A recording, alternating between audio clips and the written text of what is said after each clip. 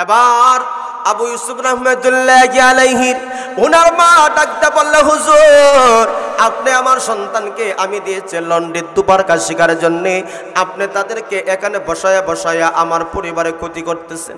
আমার স্বামীও নাই, একমাত্র সম্বল হলো আমার ছোট বাচ্চা। এই বাচ্চা কিছু উপার্জন করে এনে দেয়, তারপর আমিও খাই সেও খায়, কিন্তু আপনি যে এখানে বসায় রাখলা তাহলে আমার পরিবার চলবে কেমনে? আমরা গরিবের জন্য লেখাপড়া আসে নাই, গরিবের জন্য শিক্ষা দীক্ষা নাই। ইমাম আবু হানিফা রাহমাতুল্লাহি আলাইহি ডাকতে বললেন, মা আপনি কি বলেন, আপনি কি বলেন? আমি দেখতেছি ইমাম আবু ইউসুফের কপালে আমি দেখতেছি আমার আল্লাহ পাক রব্বুল আলামিন এই সন্তানকে বড় একজন আলিম বানাইবেন, বড় একজন আলিম বানাইবেন। শুধু তাই না, একটা সময় উনি বিচারক পর্যন্ত হইবেন। মা তুমি ধৈর্য সহকারে ওই বাচ্চাটাকে একানা দাও, লেখাপড়া করাও, একটা সময় দেখবা আপনার সন্তান দুনিয়ার মধ্যে চমকে যাবে, চমকে যাবে। ইমাম আবু ইউসুফ রাহমাতুল্লাহি আলাইহি যখন দিন শিখার জন্য ওনার মাও দিয়ে দিয়েছেন, উনি দিন শিখতে শিখতে যখন বড় হয়েছে আল্লাহ পাক রব্বুল আলামিন ওনাকে এমন মেধা দান করেছেন, একজন যুগশ্রেষ্ঠ একজন বুজুর্গ হয়ে গেছেন, যুগশ্রেষ্ঠ একজন ইমাম আল্লাহ তাআলা বানায় দিয়েছেন। শুধু তাই না, শুধু তাই না, উনি ইমামতির পাশাপাশি ধর্মীয় শিক্ষকের পাশাপাশি রাষ্ট্রীয়ভাবে ওনাকে কাজী নিযুক্ত করে দেওয়া হয়। এই জন্য কাজী আবু ইউসুফ রহমতুল্লাহি আলাইহি বলা হয়। একদিন ওনার মন্ত্রীরা, ওনার বড় বড় কর্মকর্তারা কাজী সাহেবকে বাসার মধ্যে দাওয়াত দিয়ে দিল, হযরত আমার বাসাতে আপনার জন্য দাওয়াত। উনি যখন গেলেন, গিয়ে দেখা যায় ওই সময়ের সবচেয়ে ভিআইপি খাবার ছিল ফালুদা খাবার, ফালুদা। যেমন আজকে আমাদের বর্তমান সময়ে কাচ্চি ডাইনির মধ্যে, সিলেটের মধ্যে কাচ্চি বিরিয়ানি যে একটা সমাজের মধ্যে ভালো একটা খাবার, মানসম্মত খাবার, দামি খাবার, সকলে কিন্তু এই খাবারগুলা খেতেও পারে না। এই জন্য ওই সময় ছিল ফালুদা ছিল সবচাইতে বড় ভালো খাবার। ইমাম আবু ইউসুফ রাহমাতুল্লাহি আলাইহি ওনার বাসায় যখন গেলেন, বাসাতে যাওয়ার পরে দেখা যায় প্রাথমিক অবস্থায় উন্নত মানের খাবার ওনার সামনে এনে দেওয়া হয়। উন্নত মানের খাবার দেওয়ার উনি যখন হাতের মধ্যে নিলেন, হাতের মধ্যে নিয়ে ছোট অবস্থার ঘটনাটা স্মরণ হয়ে গেল। ওনার মা যেহেতু লেখাপড়া বাদ দেওয়ার জন্য হুজুরকে যেহেতু বারবার ফিরাফিরি করেছিলেন, কিন্তু ওনার হুজুর বলেছিল, মা গো আমি দেখতেছি তোমার সন্তানের এমনভাবে আল্লাহ তাআলা মেধা দিয়েছেন, এমনভাবে যোগ্য মানুষ হইবে, সমাজের মধ্যে সবচেয়ে দামি খাবার, সবচেয়ে দামি পরিবেশে তোমার সন্তান থাকবে। ঠিকই তদ্রূপভাবে দেখা যায় ইমাম আবু ইউসুফ রহমতুল্লাহি আলাইহির সামনে যখন সবচাইতে ভিআইপি খাবার ফালুদা যখন দেওয়া হলো, শুধু তাই না, শুধু তাই না, যেখানে যায় ভালো ভালো খাবার, যেখানে যায় ভালো ভালো পরিবেশ। এই জন্য উনি শুকরিয়া আদায় করে, মালিক দিন শিখার জন্য, আজকে কোরআন শিখার জন্য কোরআনে আমাকে কাজী বানাইয়া সর্বোচ্চ সম্মানিত করেছে। এই ঘটনা থেকে এই জিনিসটা বুঝতে পারলাম, আমরা কোরআন শিক্ষা গ্রহণ করলে, কোরআনের মতন কোরআন শিক্ষা গ্রহণ করলে, মাদ্রাসার লাইনের ভালো করে যদি আমরা আমাদের সন্তানদেরকে বানাইতে পারি, টাকা পয়সা আপনার ছেলের পিছনে দৌড়াইতে থাকবে। অবিচল থেকে আমার মরণ যেন হয়। সকলে দিলটা খুলে, জবানটা খুলে একসাথে বলেন আমিন। আলহামদুলিল্লাহ।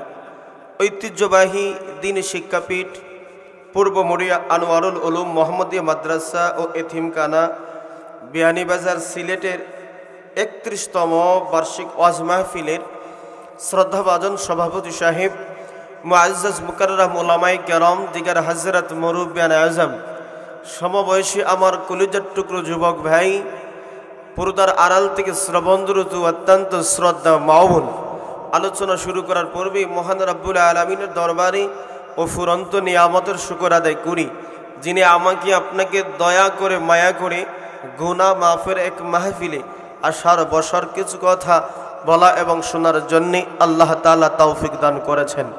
আমরা অন্তরে অন্তঃস্থল থেকে হৃদয়ের সকল আবেগটুকু উজাড় করে মহান রব্বুল আলামিনের দরবারে কালিমাতুশ শুকর আদায় করে নিচ্ছি। জবান খুলে বলি আলহামদুলিল্লাহ। আপনারা শুনেছেন আমি যে আয়াতে কারিমাগুলো তেলাওয়াত করেছি, অনেকেরই মুখস্থ আছে, আপনারা অনুধাবন হয়ে গেছেন আমি কোন বিষয়ে আলোচনা করতে চাচ্ছি। পবিত্র কালামুল্লাহ শরীফের সূরাতুর রহমানের 1 থেকে 4 খানা আয়াতে কারিমা তেলাওয়াত করেছি। যদি আল্লাহ তাআলা তৌফিক দান করেন আলোচ্য আয়াতগুলোকে সামনে রেখে কিছু আলোচনা করার চেষ্টা করব।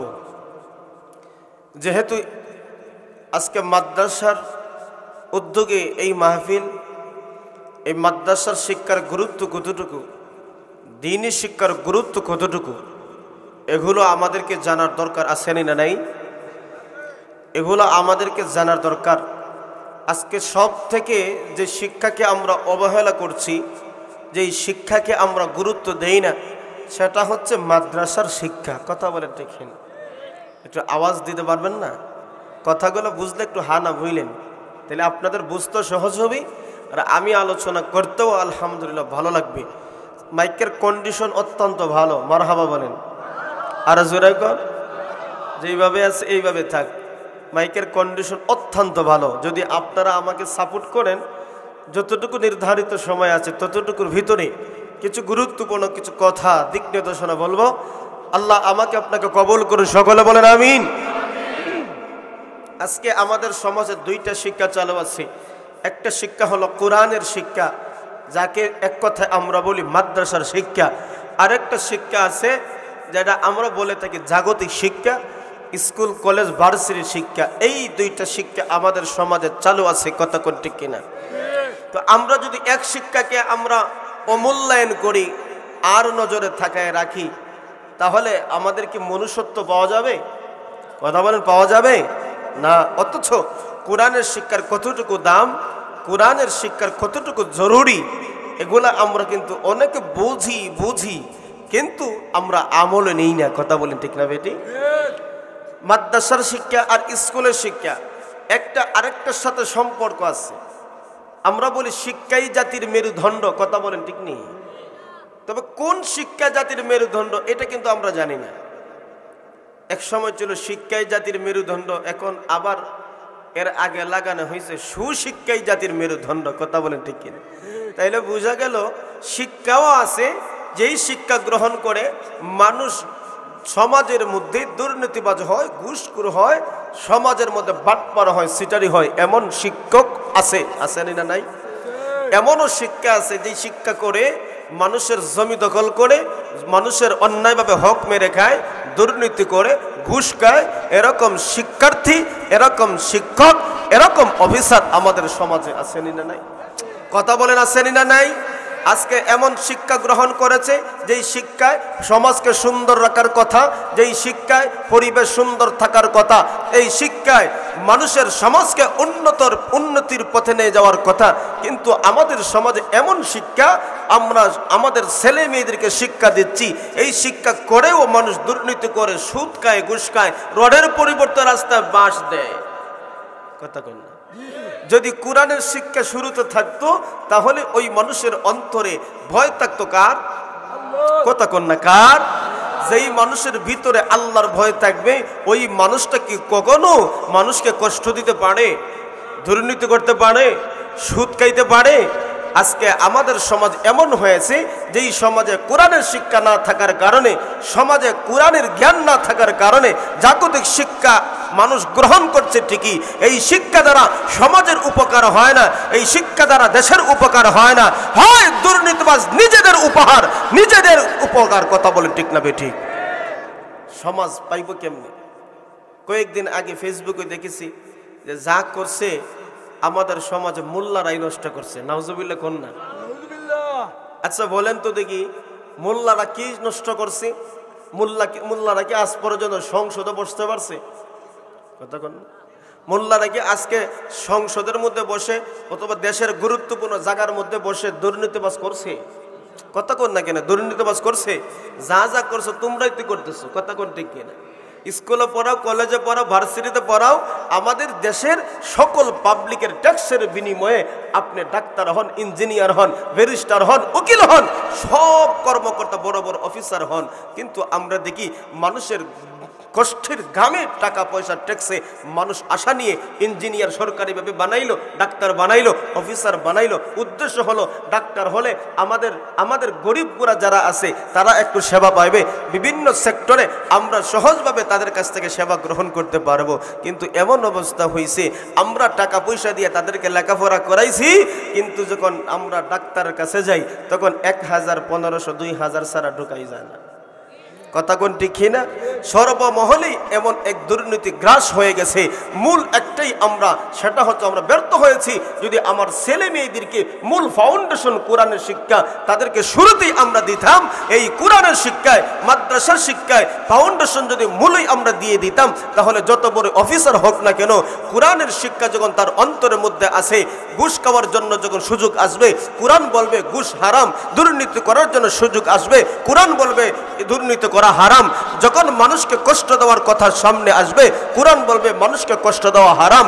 কোরআনের শিক্ষা যদি থাকে তাহলে মাদ্রাসায় পড়ুক, কলেজে, ইউনিভার্সিটিতে, বিভিন্ন প্রতিষ্ঠানে পড়ুক না কেন, মূল শিক্ষা যদি কোরআন থাকে, এই সমাজে কোরআন শিক্ষার কারণে যে কোনো ডিপার্টমেন্টে যদি মানুষ থাকে ওই মানুষটা কখনো দুর্নীতি, সুদ, ঘুষের সাথে সম্পর্ক রাখবে না। কথা বলেন ঠিক কিনা?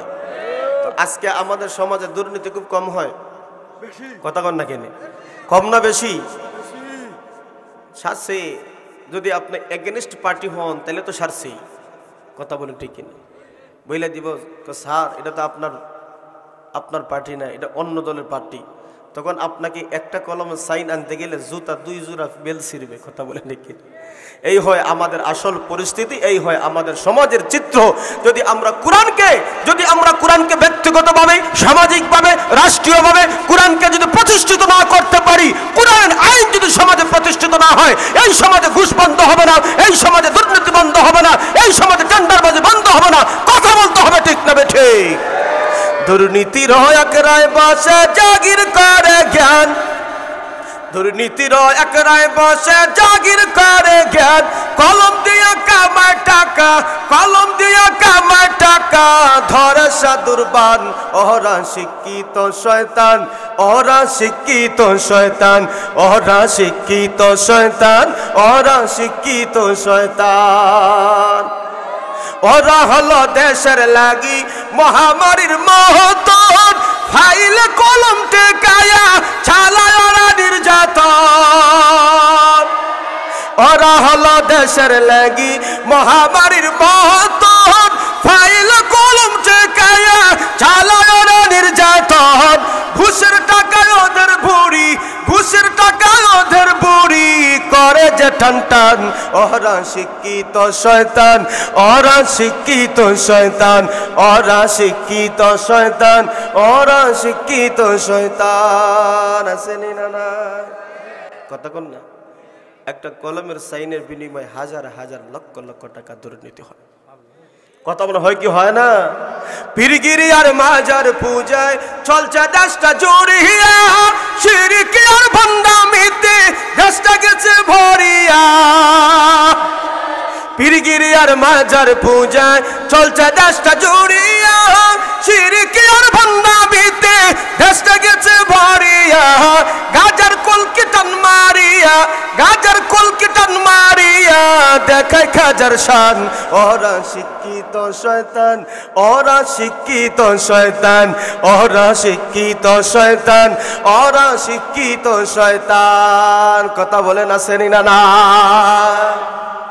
সবকিছুর মূল একটাই, এদের ভিতরে কোরআনের শিক্ষা নাই। কথা কন না কেন? এদের ভিতরে কি নাই? কোরআনের শিক্ষা নাই, দ্বীনের জ্ঞান নাই। যদি কোরআনের শিক্ষা থাকতো ওই মানুষটা আখিরাতের কথা স্মরণ করতো। কিয়ামতের কঠিন ময়দানে আমাকে আপনাকে আল্লাহর সামনে যে দাঁড়িয়ে হিসাব দিতে হবে, মানুষকে কষ্ট দিলে কথা দ্বারা হোক, হাত দ্বারা হোক, শক্তি দ্বারা হোক, যে কোনোভাবে মানুষকে আমরা যদি কষ্ট দেই, আল্লাহর দরবারে হিসাব দেওয়া লাগবে কি লাগবে না? তাইলে মূলে আসেন। কোরআনের শিক্ষা অত্যন্ত জরুরি। একটা মাছের জন্য তাকে জীবিত থাকার প্রয়োজন পানি। কথা কোন ঠিক নেই? একটা মাছকে আপনি যতই আদর আপ্যায়ন করেন, পানি থেকে তুলে এই মাছটা কি বেশি সময় বাঁচবে? কথা কোন না? বাঁচবে না, মারা যাবে। ঠিক তদ্রুপভাবে একটা জাতির জন্য, একটা সমাজের জন্য কোরআনের শিক্ষা তার চাইতে আরো বেশি জরুরি।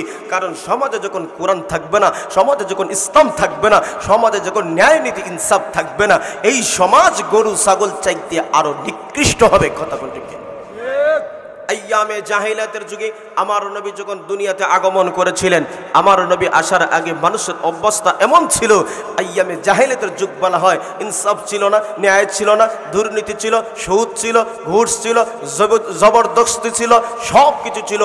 মানুষ এমনভাবে নিকৃষ্ট হয়ে গেছে, নারী পুরুষ তাদের চায়ের চরিত্র কোনো কিছু ঠিক ছিল না।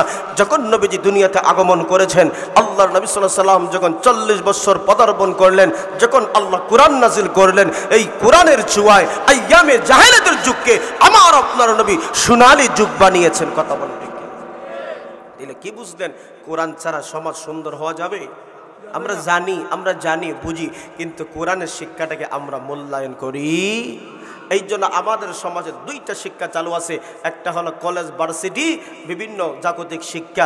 আপনার ছেলেকে ইঞ্জিনিয়ার বানান, আপনার ছেলেকে ডাক্তার বানান, আপনার ছেলেকে ব্যারিস্টার বানান, অসুবিধা নাই। কিন্তু ফাউন্ডেশন ঠিক রাখবা, আগে তাকে মাদ্রাসায় আগে পড়াইয়া মক্তবে পড়ান, মাদ্রাসায় পড়াইয়া তাকে দিন বুঝান, নামাজ কিভাবে পড়তে হবে, রোজা কিভাবে রাখতে হবে, সৎ একজন সন্তান গড়ার জন্য মূল ফাউন্ডেশন আপনি ঠিক করে মাদ্রাসা পড়াইয়া আপনি বিভিন্ন লাইনে নেন, অসুবিধা নাই। এই সন্তান সোনালী যুগের মতন তার জ্ঞান আলো দিয়ে সমাজ উপকার পাবে। কথা বলে ঠিক কিনা? এই জন্য আল্লাহ পাক রব্বুল আলামিন কোরআনের শিক্ষাটা এত দামি, কোরআনের শিক্ষাটা এত দামি। দুনিয়ার মধ্যে পড়ালেখা যদি করতে হয়, আল্লাহ পাক রব্বুল আলামিন বলেন আমার নামে পড়ো, আমার নামে পড়ো, আমার নামে পড়ো। দুনিয়ার ভিতরে যত পড়াশোনা হবে সব কিছু রবের নামে হবে, রবের নামে হবে। আল্লাহ পাক রব্বুল আলামিন পবিত্র কালামুল্লাহ শরীফ যখন নাজিল করলেন, আমার আল্লাহ পাক রব্বুল আলামিন সর্বপ্রথম সূরা ইকরার কয়েকখানা আয়াত নাজিল করলেন। আল্লাহর নবী, মায়ার নবী, রাহমাতুল লিল আলামিন হেরায় গুহার মধ্যে মগ্ন থাকতেন। আল্লাহ পাক রব্বুল আলামিন জিবরিল আমিনকে পাঠায়া আল্লাহ পাক রব্বুল আলামিন আমার আপনার নবীর মাধ্যমে দুনিয়া মানুষদেরকে সংবিধান হিসেবে, গাইডলাইন হিসেবে কোরআন নাজিল করে দিয়েছেন। সমাজ সুন্দর করার জন্য, দুনিয়ার মানুষ শান্তি পাওয়ার জন্য কোরআনের কোনো বিকল্প নাই। জিবরিল আমিন যখন আল্লাহর নবী, মায়ার নবী, রাহমাতুল লিল আলামিনের সামনে দাঁড়িয়ে রয়েছেন, আল্লাহর পয়গম্বর রাহমাতুল লিল আলামিন ওই মুহূর্তে জিবরিল আমিনও ওহী নিয়ে উপস্থিত হয়ে গেলেন। আল্লাহর নবী যখন পূর্ণ 40 বছর হয়, পূর্ণ 40 বছর হতে না হতে জিবরিল আমিন ওহী নিয়ে হাজির। আয়েশা বললেন, পয়গম্বর আপনি পড়ুন। আমার আপনার নবী, মায়ার নবী বলেন আমি তো পড়তে জানি না। আল্লাহর নবী মায়ার নবীকে আবার বলেন আপনি পড়ুন। দয়ার নবী মায়ার নবী বলেন আমি তো পড়তে জানি না। এইভাবে 3 বার যখন পড়লেন, আল্লাহর নবী মায়ার নবী ডাকতে বললেন আমি তো পড়তে জানি না। এরপরে জিবরিল আমিন আল্লাহ পাক রব্বুল আলামিন যে ওহী নাজিল করে জানিয়ে দিয়েছেন কোরআনে কারিমের আয়াত, জিবরিল আমিন বললেন আপনি আমার সাথে বলুন, বিসমিল্লাহির রাহমানির রাহিম। ইকরা বিসমি রাব্বিকাল্লাযী খালাক, খালাকাল ইনসানা মিন আলাক। আল্লাহ পাক রব্বুল আলামিন জিবরিল আমিনের মাধ্যমে আমার আল্লাহ পাক রব্বুল আলামিন নবীকে জানিয়ে দেন, ওগো পয়গম্বর আপনি আপনার রবের নামে পড়ুন। যেই রব আপনাকে সৃষ্টি করেছেন সেই রবের নামে আপনি পড়ুন। এই আয়াতগুলা যখন জিবরিল আমিন নবীকে শোনায় দিয়েছেন, জিবরিল আমিন শোনানোর সাথে সাথে আল্লাহর নবী, মায়ার নবী সাথে সাথে জবান থেকে বের হয়ে গেল, ইকরা বিসমি রাব্বিকাল্লাযী খালাক, খালাকাল ইনসানা মিন আলাক, ইকরা ওয়া রাব্বুকাল আকরাম আল্লাযী আল্লামা বিল কলম, আল্লামাল ইনসানা মা লাম ইয়ালাম। এই আয়াতগুলা যখন পড়লেন, জিবরিল আমিন আমার আপনার নবীকে এমন ভাবে আলিঙ্গন করলেন, আলিঙ্গন করতে করতে জবান থেকে আয়াতগুলা বাগির হয়ে গেল। আল্লাহর নবী, মায়ের নবী কোরআনের আয়াত যখন অটোমেটিক জবান থেকে বাহির হয়ে যায়, আমার আপনার নবী কাঁপতে শুরু করলেন, পুরো শরীরের জন্য জ্বর এসে গেল, কম্পন শুরু হয়ে গেল।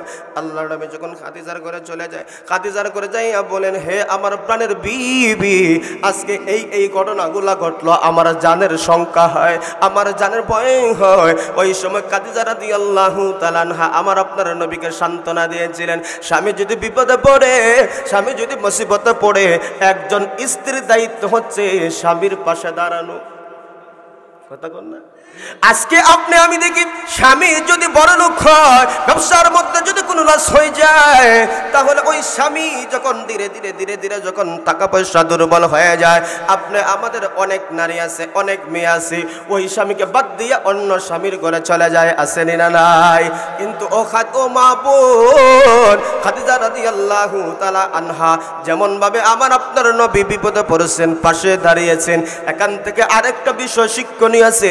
ও মা, ও বোন, তোমার স্বামী যদি বিপদে পড়ে, মুসিবতে পড়ে, খাদিজা শিখাইয়া দিয়েছেন তোমার স্বামীর পাশে তোমাকে দাঁড়াতে হবে। যত বিপদ থাকুক না কেন, স্বামীকে তুমি অবহেলা করবে না। কথা বলেন ঠিক কিনা? এবার খাদিজা আমার আপনার নবী মায়ার নবীকে ডাকতে বললেন, ইয়া রাসূলুল্লাহ, ইয়া হাবিবাল্লাহ,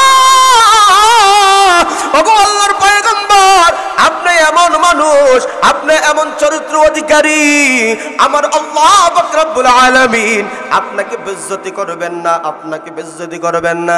আপনি এতিমদেরকে সাহায্য করেন, আপনি বৃদ্ধদেরকে সাহায্য করেন, আপনি সমাজের মধ্যে যাদের অস্তিত্ব নাই তাদেরকে অস্তিত্ব টিকে রাখার জন্য সাহায্য করেন, যাদেরকে জমি দখল করে নিয়ে যায়, যাদের হকগুলো নষ্ট করে ফেলা হয়, আপনি তাদের হক পূরণ করার জন্য আপনি চেষ্টা করেন।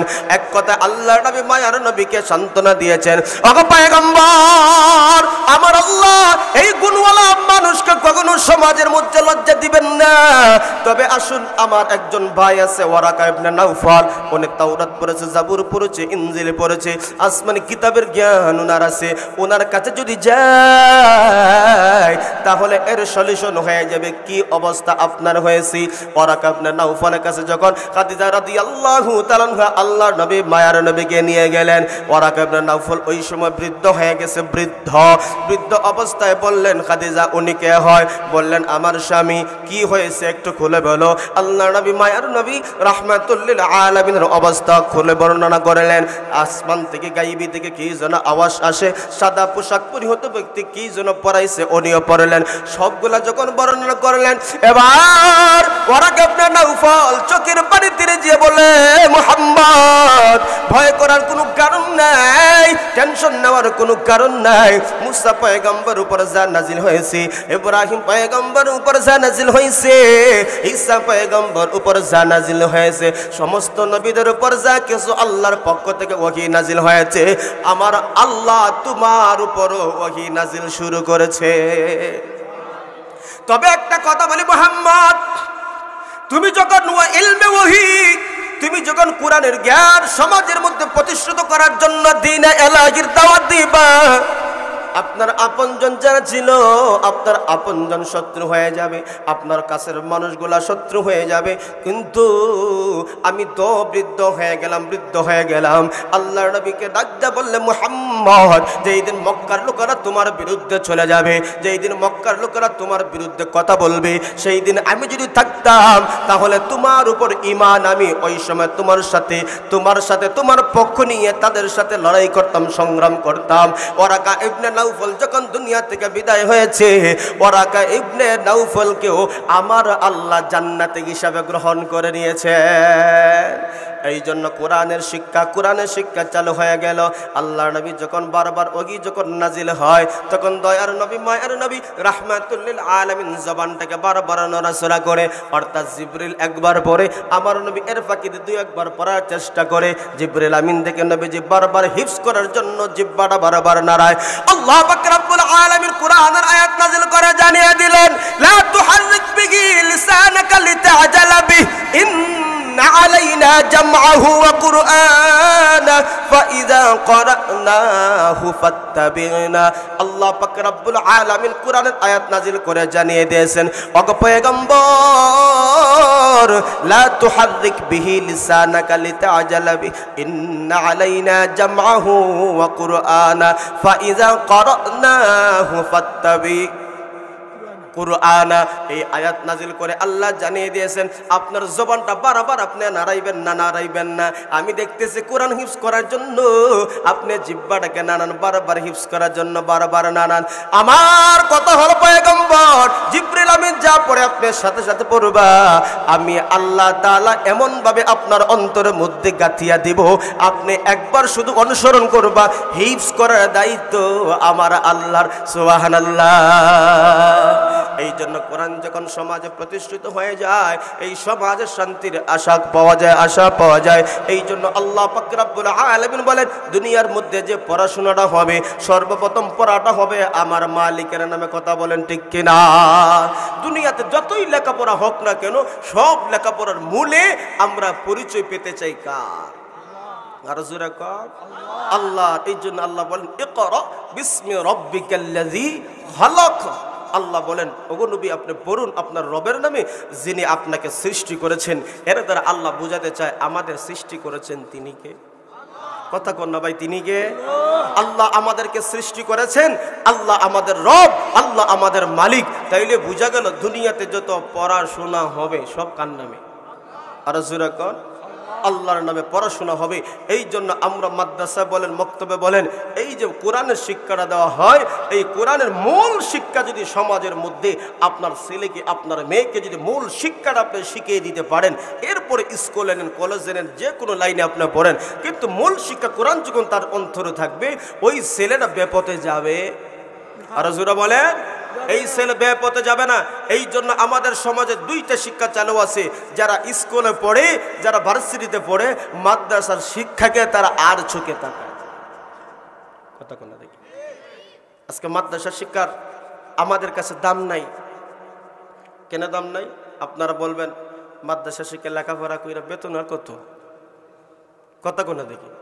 বাস্তবতা তো এটাই, মাদ্রাসা শিক্ষা গ্রহণ করলে বেতন আর কত? সরকারি চাকরি পাইতো না, সরকারি বিভিন্ন কর্মকর্তা হইতে পারতো না। কথা বলেন ঠিক নেই? এটা বাস্তবতা। কথা বলেন না কেন? এটাই তো বাস্তবতা। অনেকে মাদ্রাসা শিক্ষা দেয় না, করে খাইবে কেমনি? কথা বলেন ঠিক কিনা? আরে ভাই, রিজিকের মালিক তিনি কে? আওয়াজ দেন না, তিনি কে?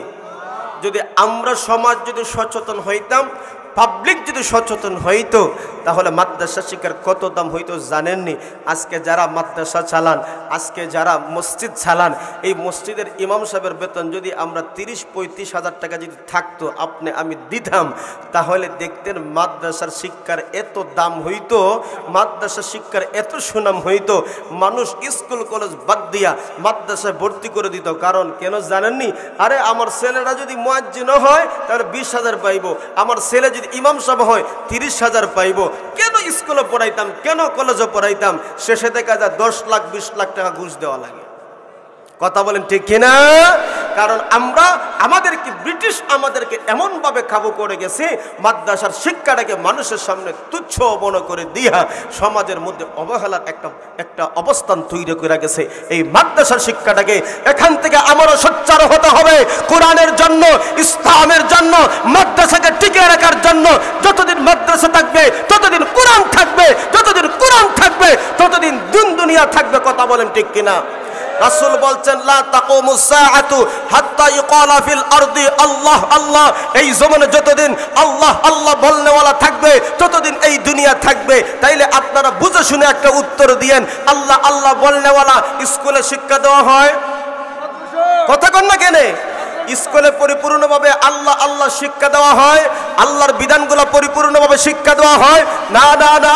আল্লাহর পরিচয়, আল্লাহর মারিফত চিনার জন্য মাদ্রাসার মধ্যে শিক্ষা দেওয়া হয়। এখান থেকে আল্লাহ আল্লাহ বলনেওয়ালা বাহির হয়, আল্লাহ আল্লাহ বলনেওয়ালা শিখানোওয়ালা বাহির হয়। তাইলে বোঝা গেল মাদ্রাসা শিক্ষা এতটা দামি, এতটা জরুরি। যতদিন দুনিয়া টিকিয়ে রাখতে চাও, মাদ্রাসা টিকিয়ে রাখো, কারণ এখান থেকে কোরআনের শিক্ষা হয়। এই কোরআন যতদিন শিখানো হবে, শিক্ষা দেওয়া হবে, ততদিন এই দুনিয়া আসমান জমিন থাকবে। কথা বলেন ঠিক কিনা?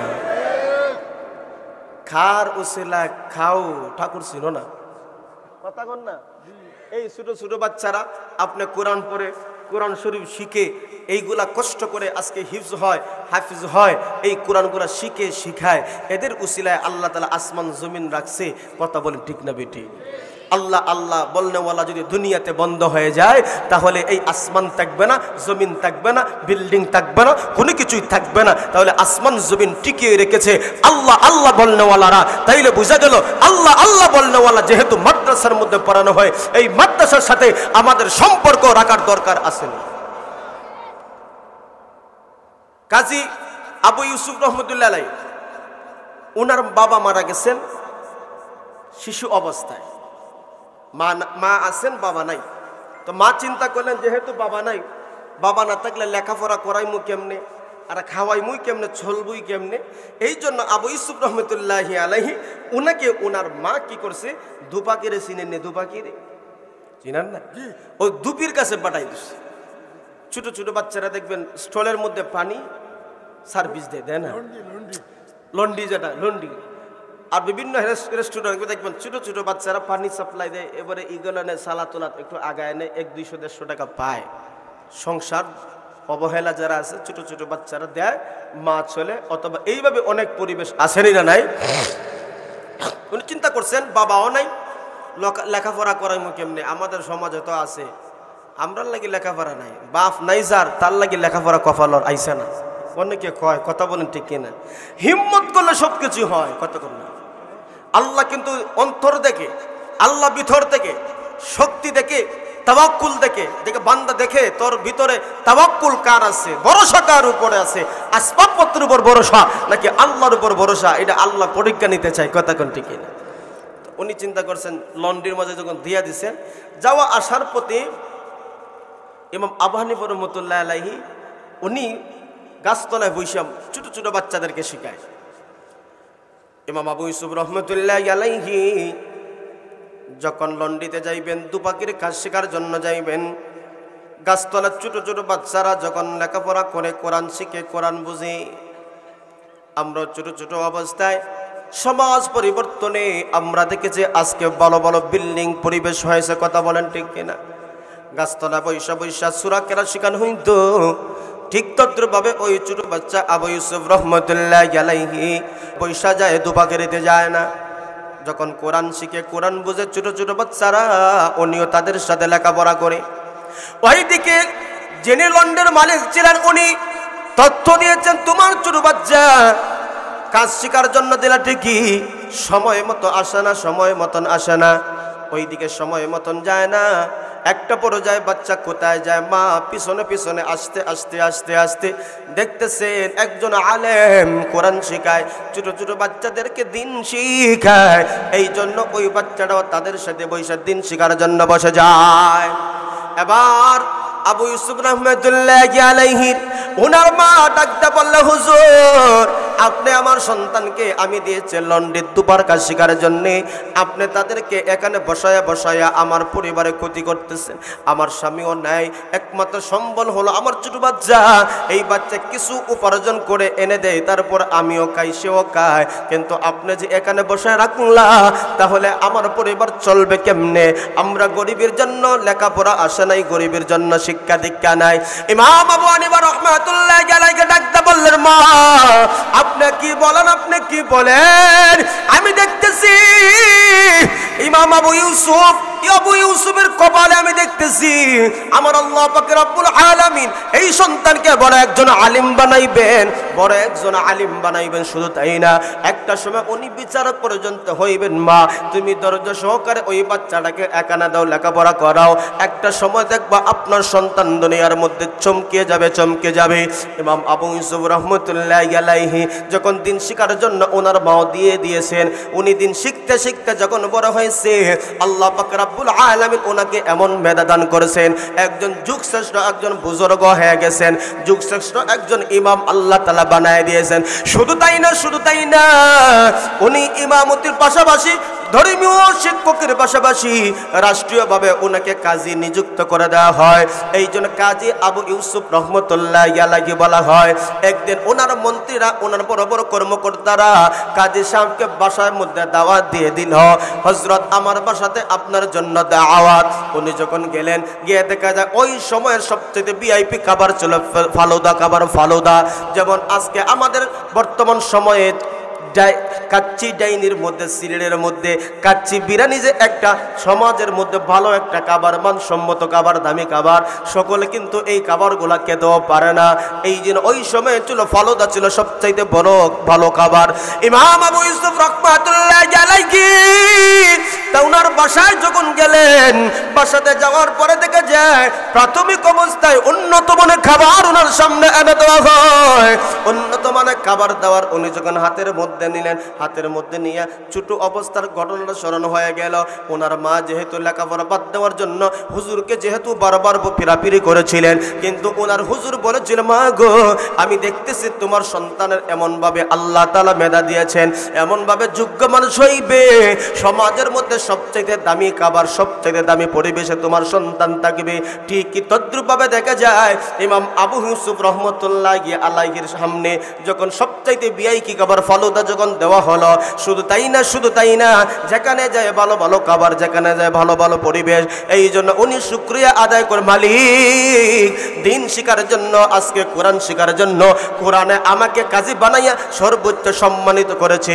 এই ঘটনা থেকে এই জিনিসটা বুঝতে পারলাম, আমরা কোরআন শিক্ষা গ্রহণ করলে, কোরআনের মতন কোরআন শিক্ষা গ্রহণ করলে, মাদ্রাসার লাইনের ভালো করে যদি আমরা আমাদের সন্তানদেরকে বানাইতে পারি, টাকা পয়সা আপনার ছেলের পিছনে দৌড়াইতে থাকবে। কথা কোন না? যদি যোগ্য আলেম বানাইতে পারেন, যোগ্য টিচার বানাইতে পারেন, যোগ্য একজন আলেম মুআল্লিম বানাইতে পারেন, তাইলে দেখবা আপনার ছেলের পিছনে টাকা পয়সা দৌড়াইতেছে দৌড়াইতেছে, উনি ধরে না লাথি মারে। কথা কোন ঠিক কিনা? আর যদি আপনি একবার এইটা চিন্তা করেন, নিয়তে যদি গরমিল থাকে তাইলে হবে না। নিয়তে যদি গরমিল থাকে হবে না। লিওয়াজহিল্লাহ, একমাত্র আল্লাহর জন্য আপনার সন্তানকে কোরআন পড়ান। এই কোরআন আপনার সন্তানকে সর্বোচ্চ আসনে অলঙ্কিত করবে। এই জন্য রাসূল বলেছেন, এই দুনিয়ার মধ্যে কোরআনের শিক্ষা কতটুকু দামি তোমরা জানোনি? রাসূল বলেন, খায়রুকুম মান তাআল্লামাল কুরআনা ওয়া আল্লামাহু, যে নিজে কোরআন শিখে এবং অপরকে কোরআন শিক্ষা দেয়, রাসূল বলেছেন দুনিয়ার মধ্যে তারাই শ্রেষ্ঠ। সুবহানাল্লাহ। কারণ আপনি সম্মান করেন অথবা নাই করেন, কার কাছে দামি? কথা বলতে কার কাছে দামি? তাইলে কোরআনের শিক্ষায় শিক্ষিত করার আমাদের সন্তানদেরকে দরকার আছে না নাই? এই জন্য আল্লাহ পাক রব্বুল আলামিন বলেন, আমি আল্লাহ কোরআন নাজিল করলাম, কোরআন নাজিল করে আমি আল্লাহ তোমাদেরকে সম্মানিত করলাম। যারা কোরআনকে ধরেছে তারা সম্মানিত হয়ে গেছে, যারা কোরআনে বিমুখ হয়ে গেছে আমার আল্লাহ তাদেরকে লাঞ্ছনা দান করেছে। আল্লাহ পাক রব্বুল আলামিন বলেন, ওয়া নুনাজ্জিলু মিনাল কুরআনি মা হুয়া শিফাআ ওয়া রাহমাতুল লিল মুমিনিন ওয়া লা ইয়াজিদুল যালিমিনা ইল্লা খাসারা। আল্লাহ পাক রব্বুল আলামিন বলেন, আমি আল্লাহ কোরআনকে মুমিনের জন্য শিফা হিসেবে নাজিল করলাম, আমি আল্লাহ কোরআনকে মুমিনের জন্য রহমত হিসেবে নাজিল করলাম। যারা কোরআনকে ফলো করবে, কোরআন মানুষকে শিফা দান করবে, কোরআন মানুষকে রহমত দান করবে। আর যারা কোরআনের বিপক্ষে চলে যাবে, তারা নিজেদের নিজেই ক্ষতিরা নিজে টেনে আনবে। আজকে লক্ষ্য করে দেখেন, মক্কার জমিনে আবু বকর কোরআনের পক্ষে, আমার আল্লাহ আবু বকর মর্যাদা কত দিয়েছেন। মক্কার জমিনে উমর কোরআনের পক্ষে, উমরকে আমার আল্লাহ মক্কার জমিনে কত সম্মান দিয়েছেন। উসমান আলী সাহাবায়ে কেরাম কোরআনের পক্ষে, আমার আল্লাহ তাদেরকে কতটুকু সম্মান মর্যাদা দান করেছেন। অপর পক্ষে যারা কোরআনের বিপক্ষে ছিল, আবু জাহেল, উতবা, শাইবা, রবিয়া, এদের অবস্থা দেখেন। আবু জাহেল নাম দুনিয়াতে কেউ রাখে না, আবু লাহাব নাম দুনিয়াতে কেউ রাখে না।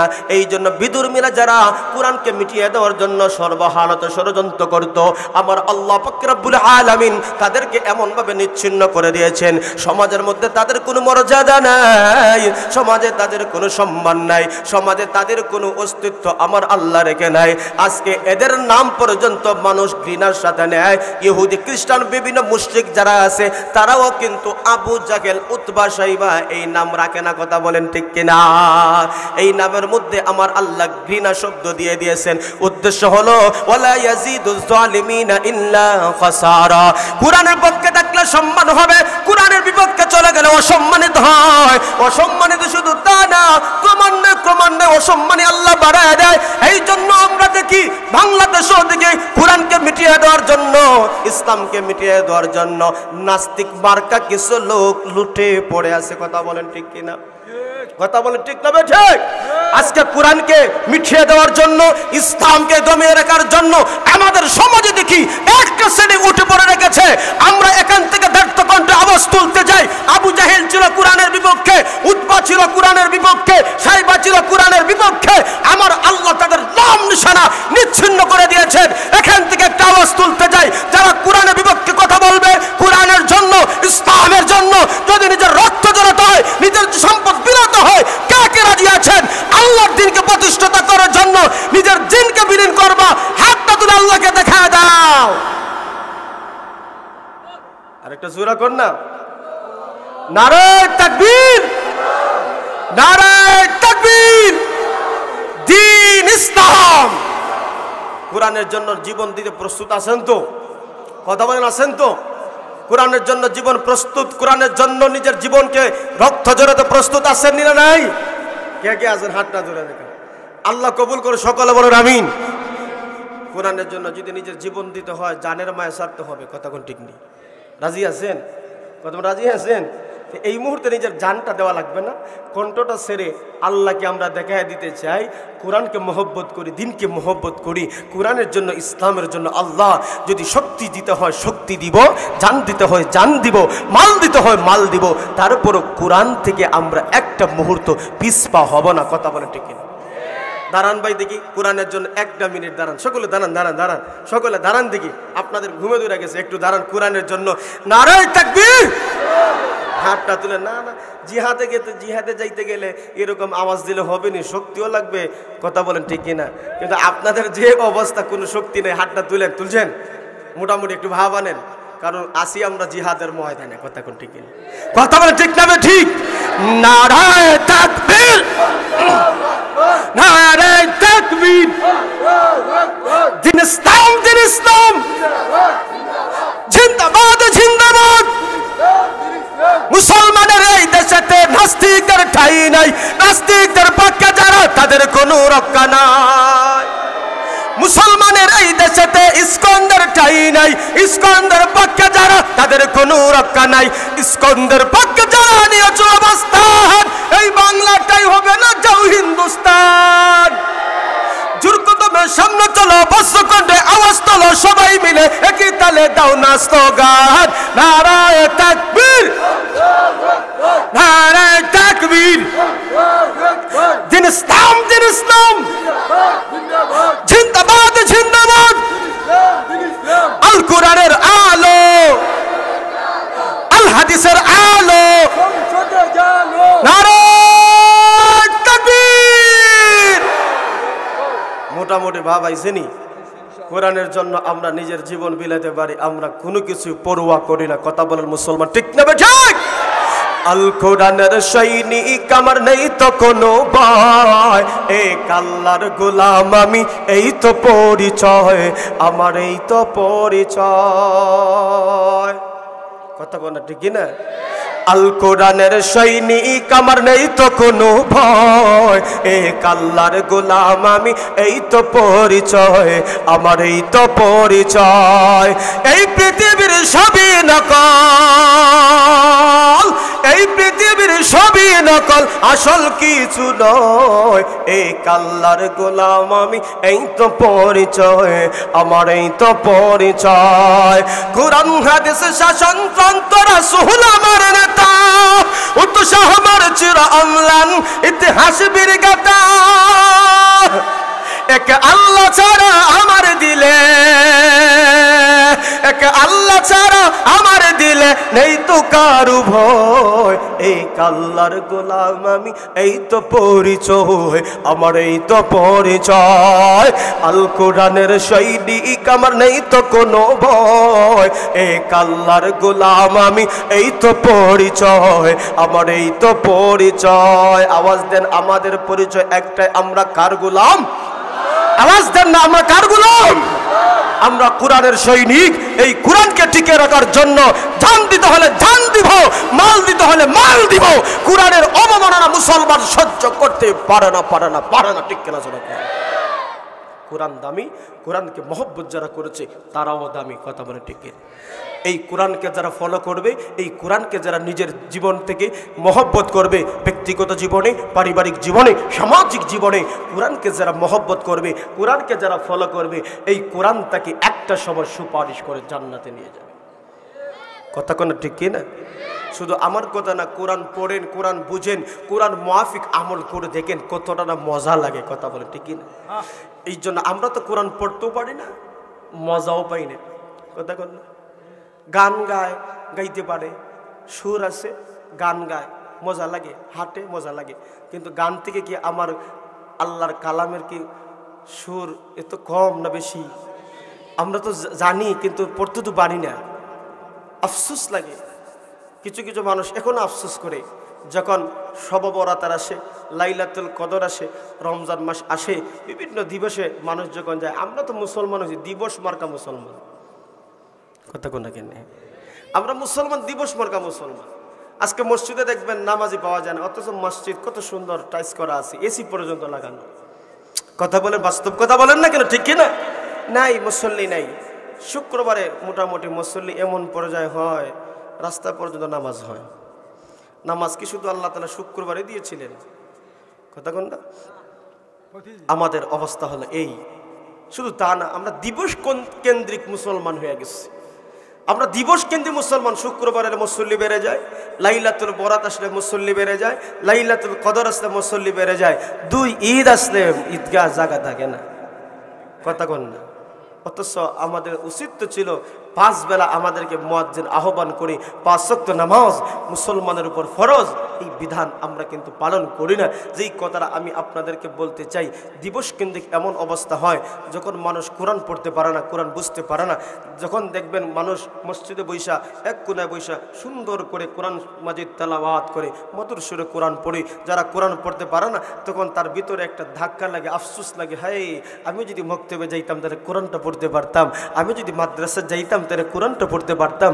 আজকে আমার সামনে একজন সুন্দর করে কোরআন পড়ে, কত মায়া মহব্বত নিয়ে কোরআন পড়ে, আর আমি আজকে কোরআনটা হাতে নিয়ে তাকাইয়া থাকি, কি অক্ষর আল্লাহ রেখেছেন, এই কালা কালা অক্ষর শুধু দেখি, কি বলছেন এটা তো আমি জানি না। এরকম আফসোস হয় কি হয় না? কথা বলেন, হয় কি হয় না? এই আফসোস আমার হয়, আপনার হয়, অনেকের হয়। কিন্তু এই আফসোস থেকে আমাদেরকে যদি বাঁচতে হয়, আমাদেরকে যদি বাঁচাইতে হয়, আমি আপনি আজকে আফসোস করি, কিন্তু আমি যদি অবহেলা করি, আমার ছেলেকে আমার মেয়েকে যদি কোরআন শিখাই না, আমার ছেলে মেয়েকে যদি আমি নামাজ শিখাই না, কিয়ামতের দিন আপনার বিপক্ষে সাক্ষী হয়ে দাঁড়াবে, আপনার বিপক্ষে চলে যাবে, বলবে আল্লাহ আমার বাবা আমাকে কোরআন শিখায় নাই, আমার বাবা আমাকে কোরআন বুঝায় নাই, আমার যতটা অপরাধ আছে তার চাইতে অপরাধ হলো আমার বাবার বেশি। আমার বাবাকে আপনি প্রশ্ন করেন। সেই দিন আমরা যারা অভিভাবক আছি, আমার ছেলে মেয়েকে আমি কোরআন মাজিদ শিখাই নাই, কোরআনের শিক্ষা কেন্দ্রে পাঠাই নাই, সেই দিন আমার আপনার বিপক্ষে সাক্ষী হয়ে যাবে।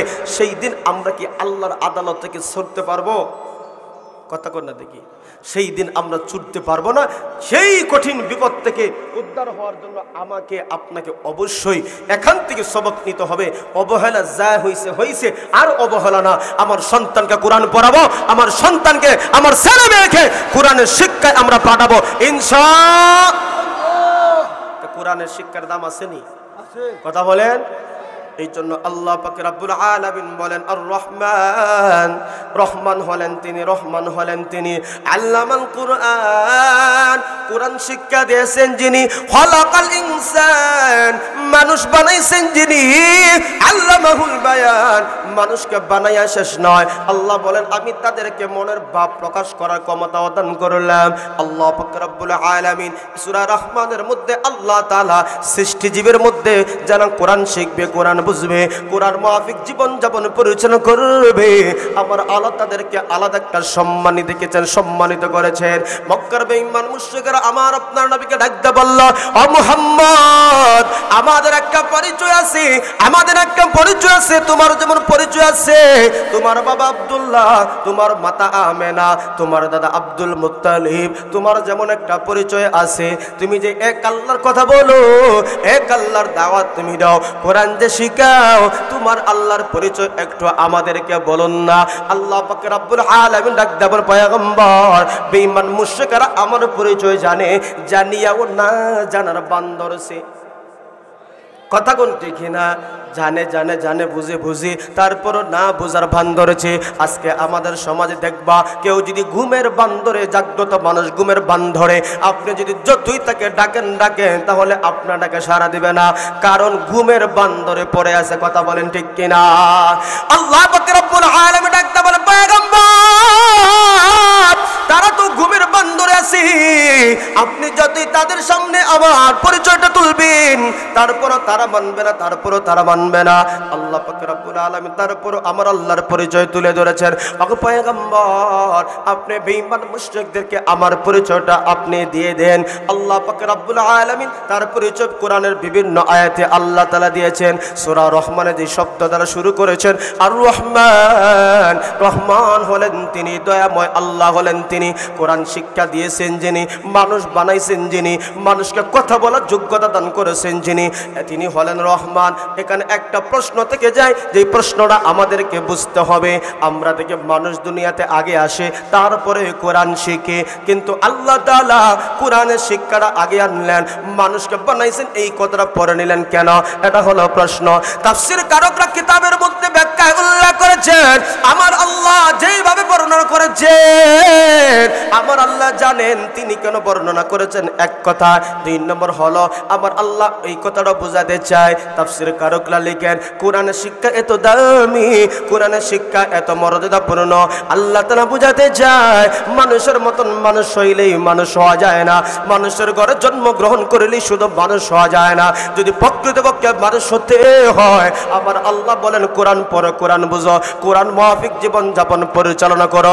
যার জীবনে কোরআন নাই, যার জীবনে ইসলাম নাই, যার জীবনে আল্লাহ নাই, যার জীবনে রাসূল নাই, এটা মানুষের মতন মানুষ, কিন্তু আল্লাহ পাক রব্বুল আলামিন বলেন, এরা প্রকৃতপক্ষে মানুষ নয়, সমাজে মানুষ বলে গণ্য হবে, আমার আল্লাহর কাছে তারা মানুষ বলে গণ্য নয়। আল্লাহ বলেন, আমার কাছে মানুষ হলো তারা, যার জীবনে আল্লাহ আছে, রাসূল আছে, কোরআন আছে, ইসলাম আছে, তারাই হলো মানুষ। আর যার জীবনে আল্লাহ নাই, কোরআন নাই, ইসলাম নাই, এরা দেখতে দেখা যায় মানুষ, প্রকৃতপক্ষে আল্লাহর কাছে তারা মানুষ বলে গণ্য হবে না। এই জন্য আল্লাহ পাক রব্বুল আলামিন আল্লামাল কুরআন, কোরআন শিক্ষার কথাটা আগে আনছে, তাইলে বোঝা গেল কোরআন শিক্ষা অত্যন্ত জরুরি। কোরআনের শিক্ষা যদি আমার জীবনে না থাকে, এই জীবনটাই ব্যর্থ। কথা বলেন ঠিক কিনা? এই জীবনটাই পুরাই ব্যর্থ হয়ে যাবে। কোরআন যার জীবনে থাকবে না, এই জীবন পুরাই ব্যর্থ, পুরাই ব্যর্থ। তো সফল যদি হতে হয়, কোরআনের শিক্ষার দরকার আসেনি। কথা বলেন? অবশ্যই অবশ্যই কোরআনের শিক্ষার দরকার আছে। কোরআনের শিক্ষা ছাড়া এই সমাজ সুন্দর করা যাবে না। তো আপনি আমাদের সমাজে বিভিন্ন শিক্ষা আছে, এই শিক্ষাটাকে আমরা রেসপেক্ট করি, সম্মান করি, কিন্তু আমরা এই কথাটা বলি, কোরআনকে আগে রাখো, কোরআনকে সামনে রাখো, বাদ বাকি অন্যান্য শিক্ষা রাখো, দেখবার সমাজ সুন্দর হবে। আজকে কোরআনের শিক্ষাটাকে বন্ধ করার জন্য চতুর্মুখী ষড়যন্ত্র হচ্ছে, কৌশলে কৌশলে আমাদের ছোট ছোট ছোট বাচ্চাদেরকে, ছেলে মেয়েদেরকে কোরআন থেকে বঞ্চিত করা হচ্ছে। বললেই আপনারা বুঝতে পারবেন। দেখবেন আমাদের সমাজে কিন্ডারগার্টেন নামে, কেজি স্কুলের নামে একটা শিক্ষা চালু হয়েছে। আপনারা এদিকে নাই, আপনাদের এলাকায় নাই? কেজি শিক্ষা কি বাদ না ভালা? কোন না কেন বাদ বালা আছে, ভালাই তো, শিক্ষা তো সবটাই ভালা, কথা কোন না। কিন্তু কেজি শিক্ষা শুরু হয় কটা থেকে বলেন? এখন কথা কোন না, কটা থেকে? এরা বুঝে সাতটা কইতাম না, 9টা কইতাম, 8টা কইতাম, বিপদে যদি ফিরে লাই। কটা থেকে শুরু হয় বলেন না কেন? অধিকাংশ কেজি স্কুল 7টা থেকে 7:30। কথা কোন ঠিক নেই? অধিকাংশ কেজি স্কুল কিন্ডারগার্টেন 7টা থেকে 7:30। কথা বলেন ঠিক কিনা? 8টা পাইবেন না। আমরা যখন প্রাইমারিতে পড়তাম তখন সময় স্কুল শুরু হইতো 9টার পরে। ভাই কথা কোন না দেখি আপনারা, 9টার পরে স্কুল শুরু হইতো। এই 9টার পরে প্রাইমারিতে ছোট ছোট বাচ্চারা লেখাপড়া করে, এরা কি আপনার সফল হইছে না? কথা কেন না সফল হইছে না? এরা কি মাস্টার হয় নাই? এরা কি বড় বড়, এরা কি এই ছোট ছোট বাচ্চারা স্কুলে লেখাপড়া করে এরা কি আপনার এই বড় বড় কর্মকর্তা হয় নাই? কথা কোন হয় নাই? কিন্তু এখন কেন 7টার থেকে শুরু হয়েছে ছোট ছোট বাচ্চাদেরকে এখানে ডাল মে কুচ কালা হয়। এখানেই হলো মূল সমস্যা, যাতে আপনার ছেলে আপনার মেয়ে কুরআন যাতে শিখতে না পারে মক্তবে যাইয়া, এই জন্য সুকৌশলে শিক্ষার নামে আমাদের ছেলে মেয়েদেরকে কুরআন থেকে পঙ্গু বানাচ্ছে। কথা বলেন ঠিক কিনা? আমাদের ছেলে মেয়েদেরকে পঙ্গু বানানোর সুকৌশল দেওয়া হচ্ছে। আমরা এখান থেকে দেড় একটা আওয়াজ তুলতে চাই। আপনাদের আশপাশে কিন্ডারগার্টেন আছে, কেজি স্কুল আছে, ওরা আমাদের ভাই, ওরা আপনাদের সন্তান, ওরা আপনাদের ভাতিজা। তাদেরকে পরামর্শ দেন। আমরা ছোট ছোট বাচ্চাদেরকে কিন্ডারগার্টেনে পড়াবো, তবে আগে মক্তবে পড়াইয়া 9টার সময় আমরা কিন্ডারগার্টেনে দিব, কেজিতে দিব, এর আগে আমরা বাচ্চাদেরকে দেব না। কথা বলেন ঠিক কিনা? এই আইন করেন, দেখবেন সমাজে আর কোরআনের মূর্খতা থাকবে না। সমাজে মূর্খতা থাকবে না। ভাই, আমরা তো কোরআনকে পিছনে ফেলে রেখে দিয়েছি, কোরআনের শিক্ষাটাকে আমরা গুরুত্ব দেই না। কোরআনের শিক্ষা যতক্ষণ পর্যন্ত আপনি সমাজে প্রতিষ্ঠিত না করবা, ঘরে শান্তি হবে না, সমাজে শান্তি হবে না, পৃথিবীতে কোথাও শান্তি হবে না। শান্তি ফিরিয়ে আনতে হলে অবশ্যই কোরআনকে সংবিধান হিসেবে মানতে হবে। কথা বলেন ঠিক কিনা? আল্লাহ বলছেন ওয়াতাসিমু বিহাবলিল্লাহি জামিআউ ওয়ালা তাফাররাকু, তোমরা কোরআনকে মজবুত করে ধরো, কোরআন থেকে তোমরা পৃথক হইও না। কোরআনকে মজবুত করে ধরতে হলে আল্লাহ বলেন উতলু মা উহিরা ইলাইকা মিনাল কিতাব, তোমরা আমার কোরআন পড়ো, আমার কোরআন পড়ো। তাইলে কোরআন যদি পড়তে হয় আপনি আমার ছেলে মেয়েদেরকে মক্তব দিতে হবে, মাদ্রাসায় দিতে হবে। তাইলে কোরআনের শিক্ষা আপনি আমাদের সমাজে তৈয়ার হবে। তাই আপনি আমার সমাজে কোরআন পড়নেওয়ালা, কোরআন পড়ানেওয়ালা যারা আছেন তাদেরকে সম্মান, তাদেরকে ইজ্জত দেওয়া দরকার আছে না নাই? কোরআনকে যারাই সম্মানিত করেছে, কোরআন তাদেরকে মর্যাদার আসনে অলঙ্কৃত করেছে। এই জন্য আসুন, মেহমান চলে আসছেন, আমি আর আলোচনা দীর্ঘায়িত করতে চাই না। আল্লাহ বলেছেন আর রহমান, রহমান হলেন তিনি আল্লামাল কোরআন, কোরআন শিক্ষা দিয়েছেন যিনি, খলাকাল ইনসান, মানুষ বানাইছেন যিনি, আল্লামাহুল বায়ান, মানুষকে মনের কথা ভাব প্রকাশ করার যোগ্যতা দান করেছেন যিনি। জবানটা খুলে বলেন তিনি কে? আর জোরে বলেন তিনি কে? কোরআনের শিক্ষা ছাড়া সমাজ সুন্দর করা যায়? আসুন আপনাদের সামনে এই পূর্ব মরিয়া আনোয়ারুল মাদ্রাসার আজকে এই বার্ষিক মাহফিল, শুধু তাই না, যারা এই কোরআনকে হিফজ করেছে, এই কোরআনকে মুখস্থ, পুরা কোরআনকে মুখস্থ করেছে, তাদেরকে দুনিয়ার সিস্টেমে একটা সম্মান পাগড়ি প্রদান করা হবে। দুনিয়ার একটা সম্মান দুনিয়ার, কিন্তু আল্লাহ তাআলা তার জন্য আখিরাতে যে সম্মান রেখেছেন, সংক্ষেপে বলি শেষ করে দেই।